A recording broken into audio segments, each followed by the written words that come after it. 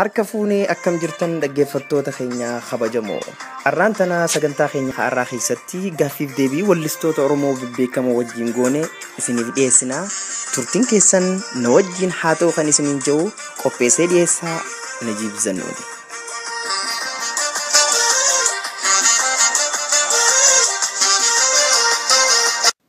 Wallisaa kabajamaa obbo Qamar Yusuf akkam jirta?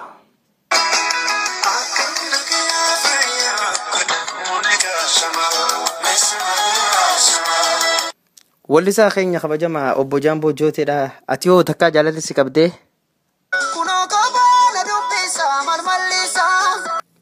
Wallisaa keenya hangafaa fi guddaa akkasumas xiinxalaa jaalalaa kan ta'e obbo Adamaaruun jaalalti maali?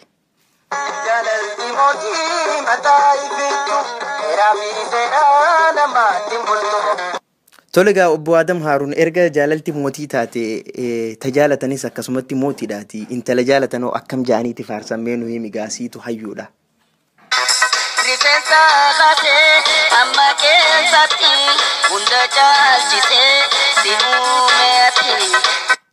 Wallisaa keenya kabajamaa Hacaaluu Hundeessaa kutaa Oromiyaa keessaa jaalalti ati hoo eessarraa si qabde?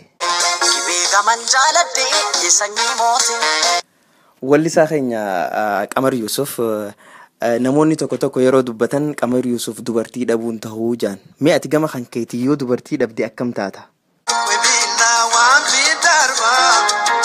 Wallisaa Taajuddiin Ahmad dargaggeessa keenya intala ati jaalattu warri isaanii osoo ati jaalattu sir duubaa kannanii dhageenye maalii fi sababni irraa ta'e?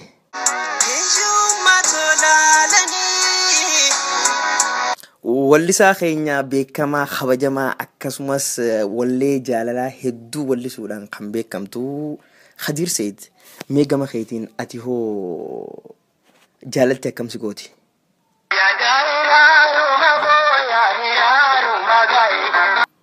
Wallisaa Taajuu Shurrubbee nama jaalattu tokko yookaan jaalallee danda'e innaa jaalatturraa jaalala isiitirraa kaatee lubbuun teemee yoo akkam si goote dasseetti yookaan si gammaddi.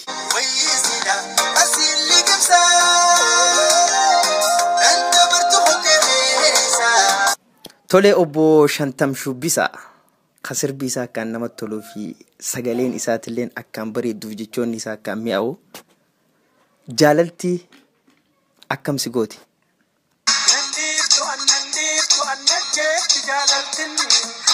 Wallistuu teenya kabajamtu hangafa dubartoota keessaa wallistoota Oromoon qabnu keessaa hangafa tan taate Haaloo Daawweedha.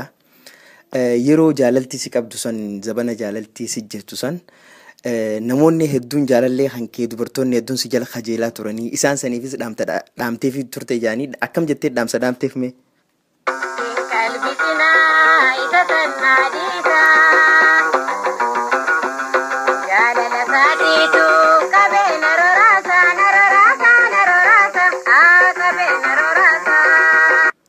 Wallisaa keenya obbo Nuhoo Goobanaadha.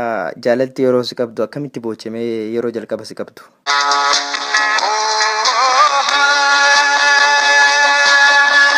Wallisaa kabajamaa obbo Ali Shabboo jaalalti yeroo akkam sitti jabaatti? Wallisaa keenya Fahadii jaalallee teetii wal dhabdanii jechuu dhageenyee araaraaf dhufneeti isillee araarsuu dadhabnee nin deema jettee jiddee mee akkam haa goonu?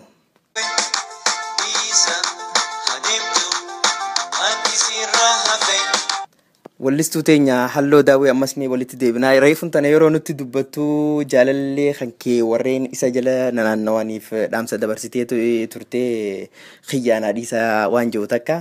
Mee inni yeroo isaan biraa as deebi'u isaan hoo maal dhaamteef isaan maal jetteen?